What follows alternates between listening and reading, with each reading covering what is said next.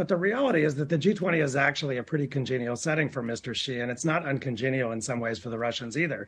You have Saudi Arabia there, you have Turkey there, you have many other countries there, and you have a hefty group of global South economies that are represented as well. And many of these countries, I think, are focused on their needs. They don't just want to be the objects of competition between big powers. They want to be the subjects of their own stories, and their goals are macroeconomic stability, recovery from the pandemic, employment, upskilling, growth, opportunity, innovation.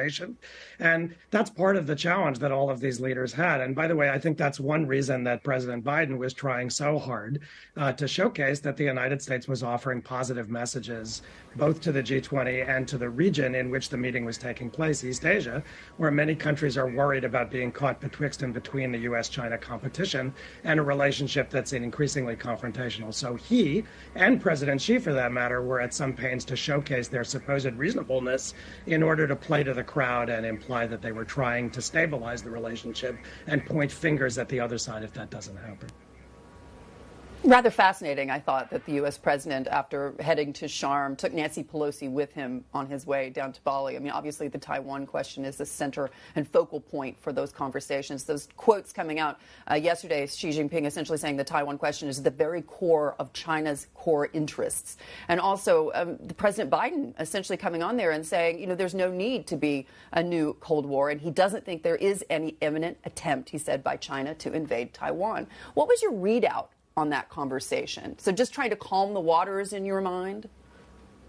Well, I think there are a couple of net positives that came out of it. One is it's very clear, as I said, that both sides have managed to reassure some of the countries that, as I said earlier, are worried about getting caught betwixt and between in a much more confrontational relationship.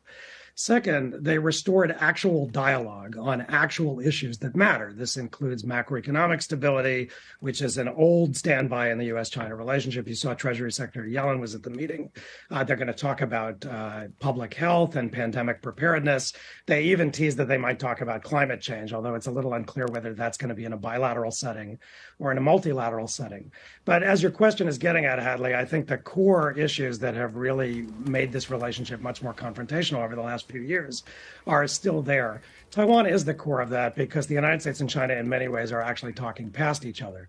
The balance of power is shifting in China's favor, which creates temptations to use those instruments, both kinetic and non-kinetic, to coerce Taiwan. That's why the United States is worried about the direction of travel in Beijing. It's why the United States and people in Taiwan, for that matter, are worried that China might accelerate its timetable for coercing Taiwan.